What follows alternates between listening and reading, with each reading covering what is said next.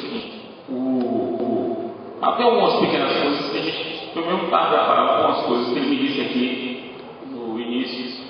Veja aqui, assim, a galera vem, faz parte toda a prática, né? Elogiar o palestrante, beleza, convém. Só que Éder foi meu aluno do pódio, e ele hoje é professor, e um professor muito querido pelos alunos de direito constitucional, tanto da Jorge Amado como professor do pódio também. E ele foi meu aluno, me trata como se fosse professor dele, e você me chama de professor, me senhor, me trata com uma distância himalaica. Quando eu encontrei no pódio, uma vez, eu perguntei a ele vai dar aula de quê? Eu sabia que ele ia dar aula. Aí ele respondeu, vou dar aula de não sei o quê. Aí ele respondeu, nunca tinha, nem sabia que eu tinha feito essa pergunta a ele. Agora ele me disse que essa pergunta foi uma das coisas mais importantes que aconteceu com ele. Porque eu perguntei a ele a aula que ele ia dar, e ele não imaginava que eu pudesse fazer a ele um tipo de pergunta como essa, porque ele achou que eu só ouvia como aluno, que eu não sabia quem ele era, que eu não sabia que ele era professor, e se eu perguntei para ele ia dar, então é porque eu sabia que ele era professor, porque quando ele é alguém para mim, em algum sentido, tem alguma... E ele contou para o pai dele, né? E isso ficou muito emocionado. Eu fico pensando, você precisa de muito pouco para deixar uma pessoa feliz. Muito pouco. Basta ser gentil.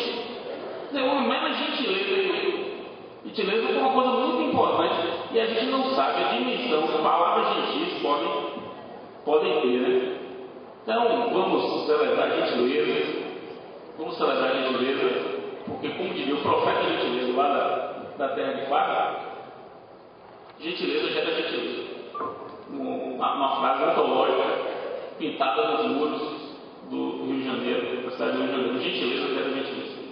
Então, eu gostei muito do que você me disse. Vou registrar isso. Estou aqui pensando isso até agora, tanto que vai comprometer um pouco a minha palestra. Pois bem, vamos ver se vocês conseguem captar o que eu vou dizer. Vejam que o tema é a primeira vez que eu vou falar sobre esse tema em público. Já escrevi sobre ele, mas é a primeira palestra que eu vou fazer cujo tema é exatamente esse, que é a análise da boa-fé, objetivo, do princípio da boa-fé, e da multa do artigo 461 do CPC.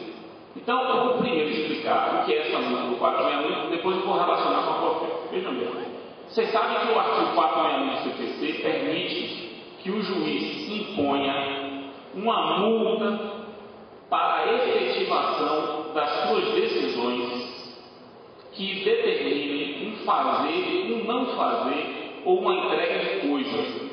Sempre que o juiz determinar que alguém faça, não faça ou entregue uma coisa, fazer ou não fazer ou entrega de coisa, o juiz pode determinar essa conduta sob pena de multa.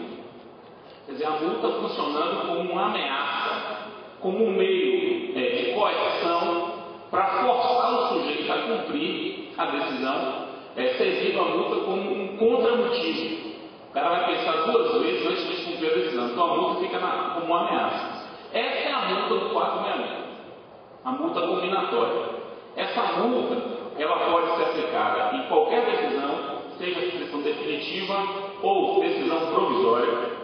Essa multa pode ter qualquer periodicidade, ela pode ser diária, ela pode ser semanal, ela pode ser fixa, multa de incidência única, ela pode ser até mesmo horária, embora a gente não saiba, eu não use muito isso, mas essa multa pode inclusive ser horária. Se a situação for de extrema urgência, não há como esperar um dia, por exemplo, o juiz pode pensar uma multa horária, cada hora de atraso.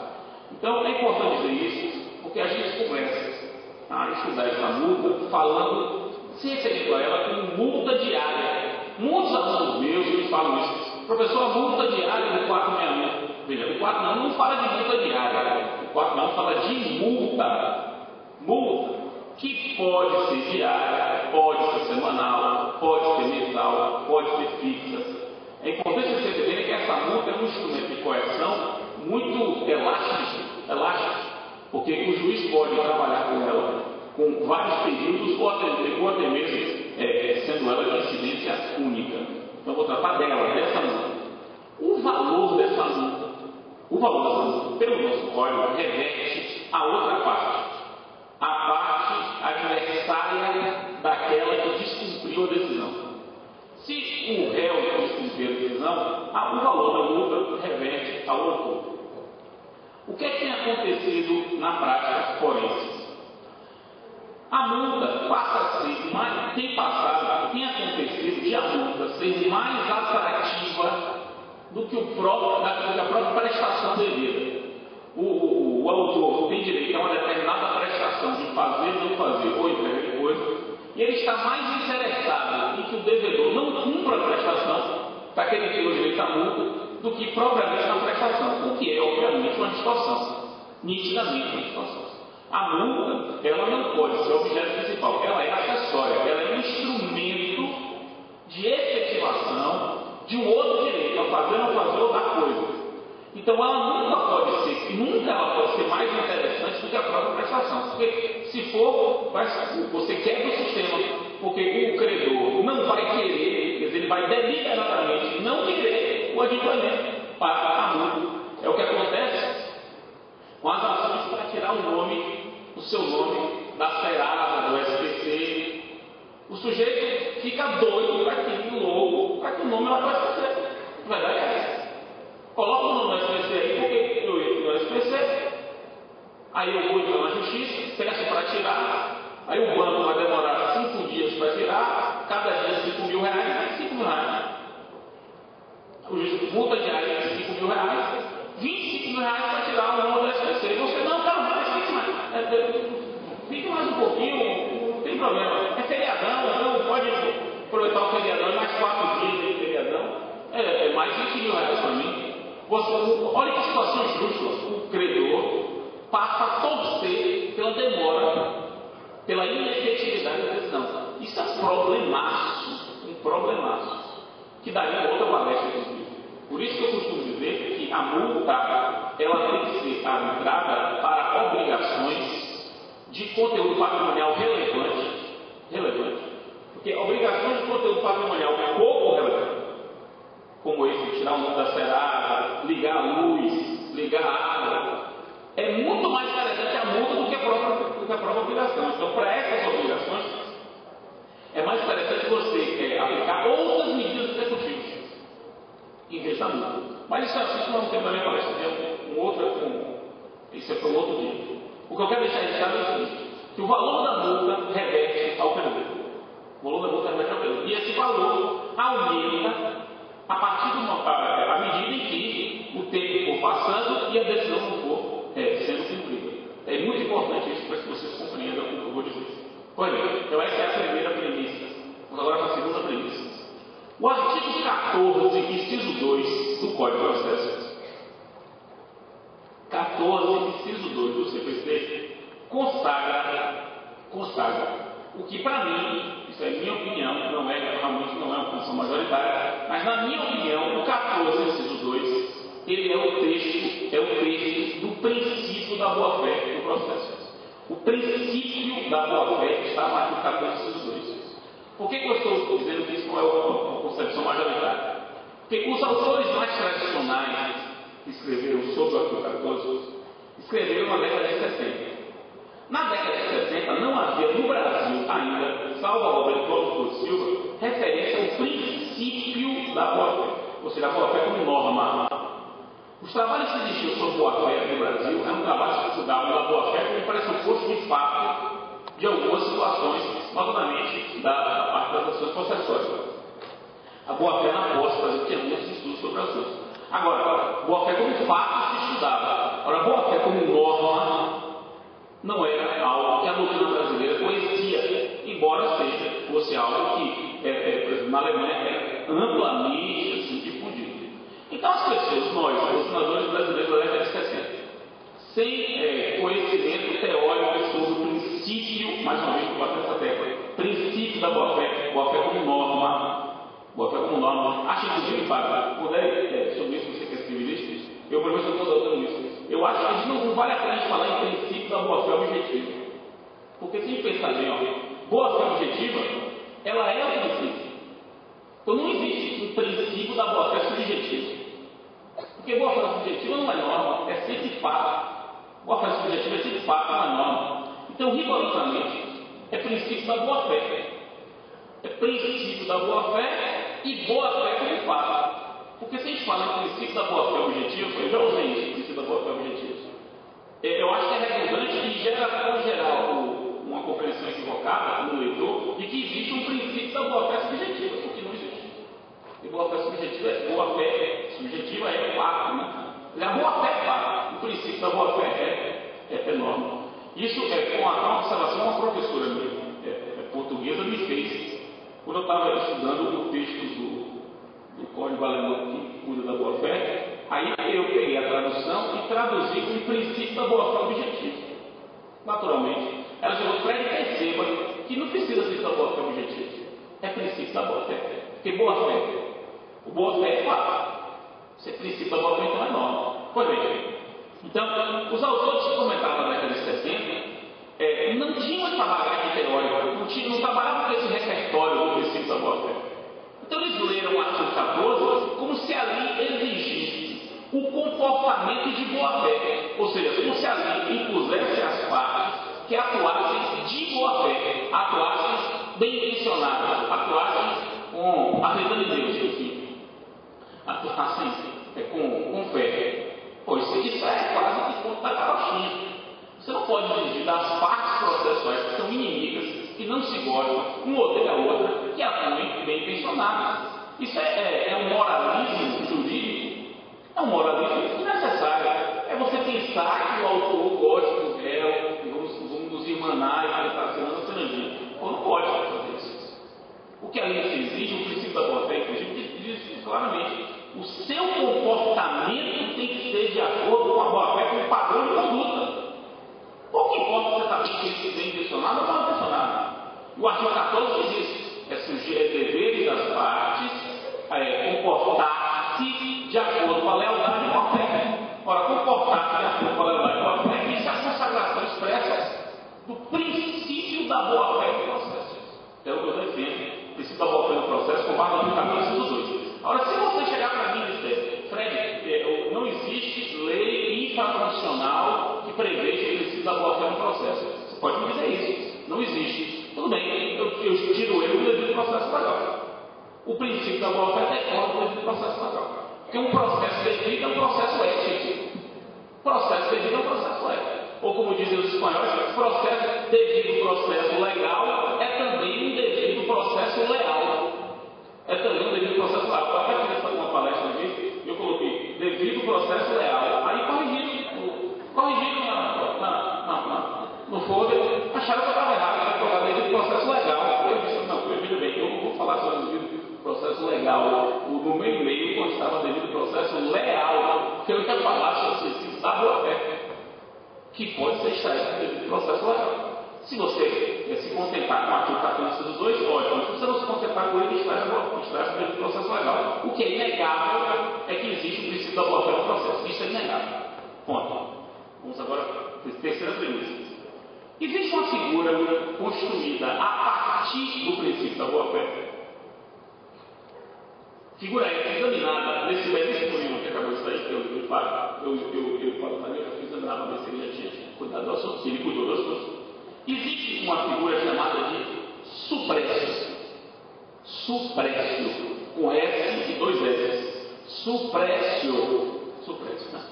Que é uma terminologia criada por um autor português que não tinha como traduzir uma palavra alemã, não tinha uma tradução adequada, ele criou, quer dizer, ele foi buscar no direito romano uma expressão latina, suprécio. Vou explicar rapidamente o que é a suprécio. A suprécio é o seguinte: a suprécio é a perda de um direito, é a perda de uma situação jurídica ativa, portanto, a perda de um direito, em razão do seu não exercício, num tempo tal, tempo X, pode botar assim no nosso tempo X, não há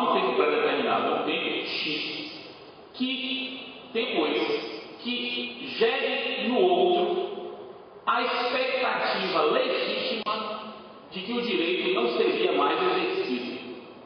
Se eu tenho direito e não exercito esse meu direito por um tempo tal, levando o sujeito passivo a crer, objetivamente, que eu não exercerei mais esse direito, eu perco esse direito. Eu perco porque um exercício tardio, como o exemplo que eu acho que a gente pode até salvar pela supressa, que a gente procedeu, do 30 anos depois, o sujeito entra com a ação de nulidade do negócio. Só porque a nulidade pode ser decretada a qualquer tempo, o defeito é gravíssimo, não se convalida nunca. 30 anos depois eu entro com ação de validade. Peraí, você ficou 30 anos sofrendo as consequências do contrato, 30 anos, e agora vai anular o contrato? Vai pedir validação do contrato? Quer dizer, veja que a demora no exercício do direito, enxergando o outro, uma expectativa de que você não vai exercer mais o direito.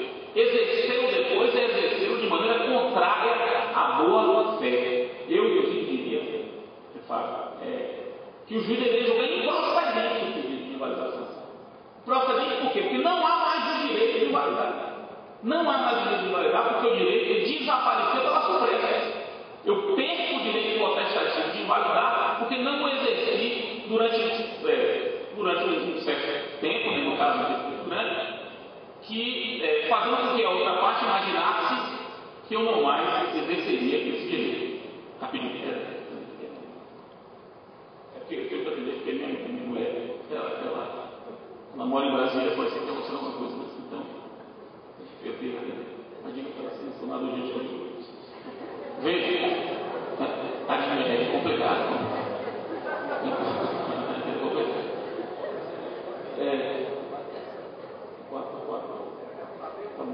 Tá certo. Beleza. É porque ela vai voltar hoje e a gente vai dar no corpo para ver se tudo isso fosse. Foi bem. Sou da supressa. Estava explicando pela supressa. Então, olha só, presta atenção. Segunda-feira, isso não é mentira. Segunda-feira, eu fui procurado por um sujeito lá de Curitiba para dar um parecer no processo que envolvia a seguinte situação. Vocês vão me responder qual é o caso. Olha a situação. Um contrato entre uma empresa produtora de maçã e uma transportadora das maçãs.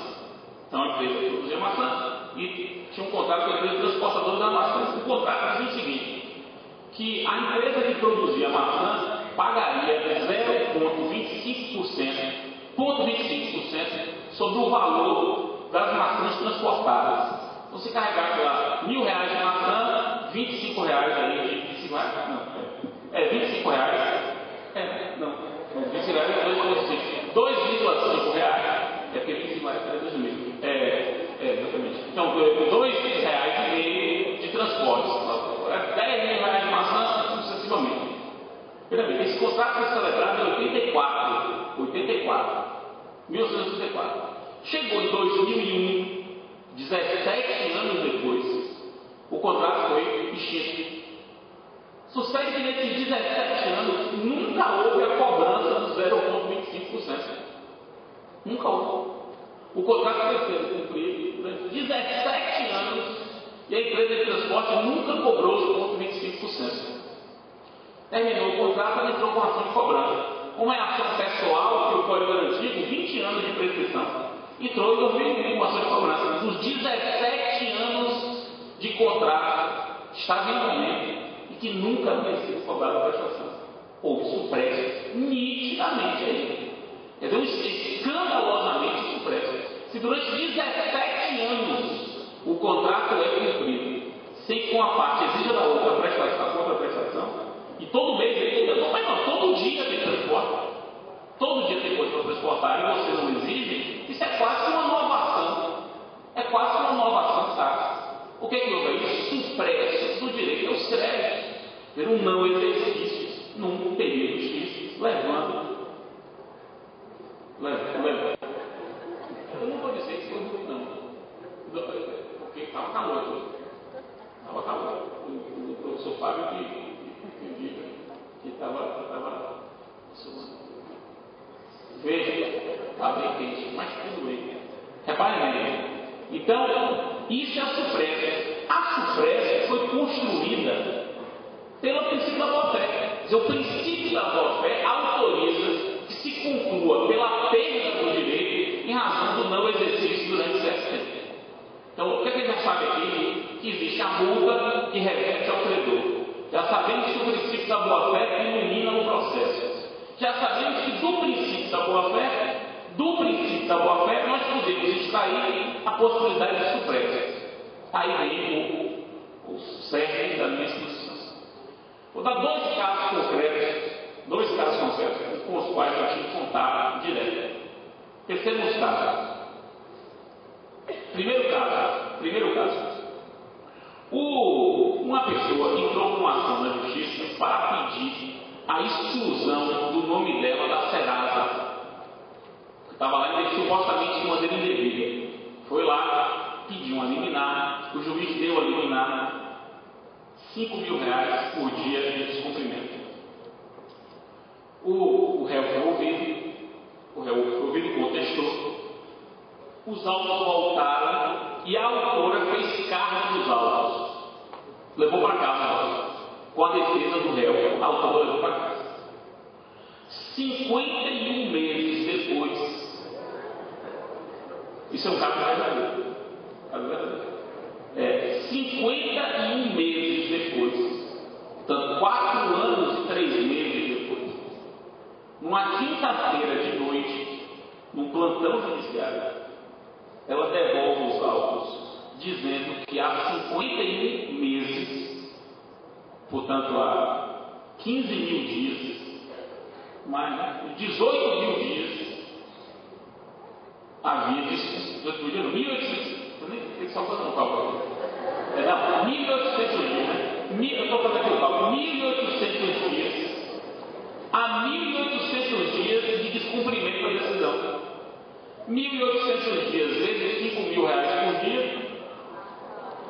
mais juros e correção monetária, 13 milhões de reais. 13 milhões de reais de multa para tirar o nome da Serasa.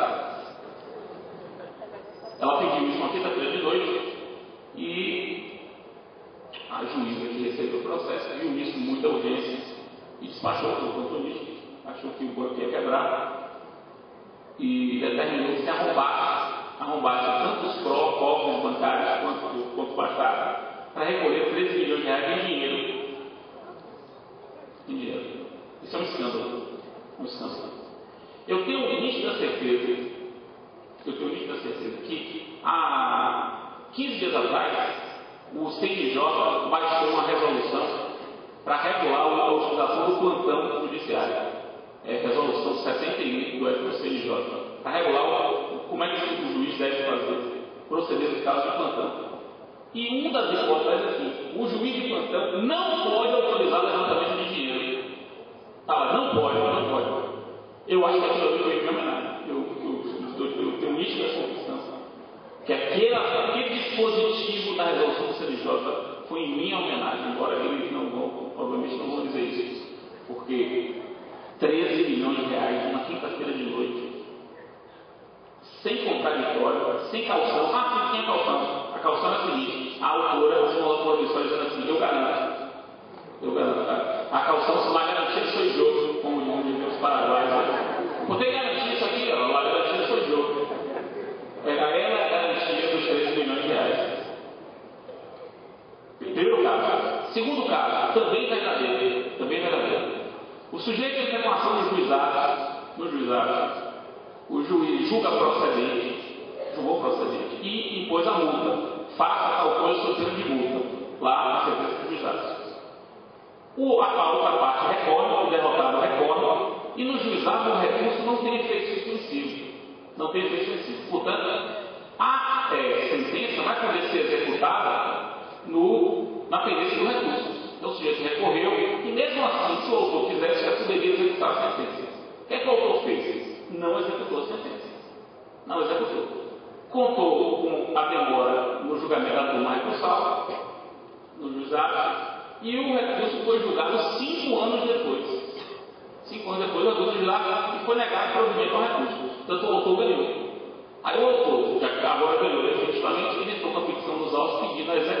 da multa desde o dia da aprovação da sentença. 5 anos antes. Eu não sei nem qual valor, acho que 5 milhões de reais. Algo em torno disso. A pergunta que eu lhes faço é a seguinte: é possível falar de supresso nesse caso? É possível dizer que a não comunicação ao juiz do descumprimento da liminar, no primeiro caso, por 51 meses, geraria a perda do direito à multa daqueles meses? Porque são 51 meses de silêncio absoluto. O que ele está fazendo? Aumentando o valor do prejuízo. Para aumentar o valor. Será que o sujeito que não pede a execução da sentença, não pediu quando podia ter pedido, ele podia ter pedido a execução da sentença do juizado, mas não pediu, vai poder alegar descumprimento da decisão se ele não pediu a execução da sentença? Para poder retroagir? Não pode. Isso é conduta que viola a boa-fé. Viola a boa-fé objetiva, viola o princípio da boa-fé. E a gente pode falar de supresso nesses casos. Supresso nesses casos. É isso que eu quero colocar na mente de vocês. Minha palestra é para isso. Só tem esse propósito. Pensem na possibilidade de falar em supresso no processo, mais especificamente em relação à execução das multas combinatórias do pagamento.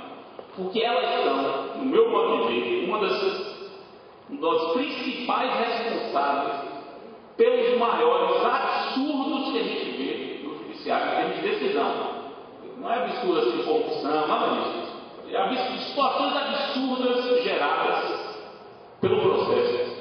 Muitas das maiores situações absurdas geradas pelo processo decorrem muito da multa mal aplicada ou da multa em que o credor da multa se comporta dessa maneira. De uma maneira de dizer, meu caro amigo Fábio, em que o direito teria ser exercido de qualquer forma. O direito é meu, eu exercito quando eu quiser. Se eu tenho direito à multa, eu exercito 5 anos depois. Isso é de um tempo que não existe mais. Isso é um fóssil.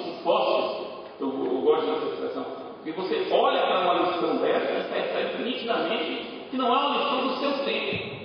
Ainda ontem, conversando com os alunos da faculdade, eu queria exercitar um suposto direito deles, eu disse: você tem algum fundamento para exercitar esse direito? Não, mas eu quero, porque o direito que eu tenho é um direito sem fundamentação. Isso aí é a argumentação do século XIX. E você não acredita nisso. Mas quando o direito é seu, você tem que abusar. E aí quando o outro lado alega o direito, não, o direito é meu, eu exerço plenamente o meu direito, sem qualquer fundamentação, sem qualquer justificativa, de maneira abusiva. Abuso do direito, meus caros, é uma das maiores construções da teoria do direito. Uma das coisas mais espetaculares que a teoria do direito criou, no final do século XIX até hoje. Lidar com ele no processo trabalhar com abuso de direito no processo é um ambiente riquíssimo. Porque você se entendeu que no processo vale tudo. O processo vale tudo. Para mim é mais fácil falar vale tudo. Mas uma vez um aluno chegou para mim e falou assim: professor, lá nos juizados especiais é meio pride, né? Meu pride. Aí eu pensei assim, fiquei uns 10 segundos. Assim, a fazer de conta eu estava entendendo o que ele estava dizendo. Mas aí caiu a ficha. É porque Pride é um dos campeonatos de vale tudo. Porque tem 2 grandes campeonatos de vale tudo: Pride e Ultimate Fight. Aí eu disse: é meu Pride, né? Aí eu, Pride de vale tudo. A ideia dele era que no juizado pode tudo. Qualquer coisa pode. Puxar cabelo, dedo no olho, eu rapaz, nem Pride, no Pride não pode puxar cabelo. Nem pode ter no olho, são as 2 coisas que não podem. Morder e puxar cabelo no olho. Nem no Pride, nem no Ultimate Fight, não pode isso. A briga tem que ter um mínimo de ética. Você tem que até no vale tudo. Até no vale tudo tem que ter um mínimo de ética. Morder, por exemplo, é ética. Os caras ficam o tempo todo abraçados no olho. Se puder morder, acabou. Acabou o abraço no olho. E isso no processo é fundamental, porque a doutrina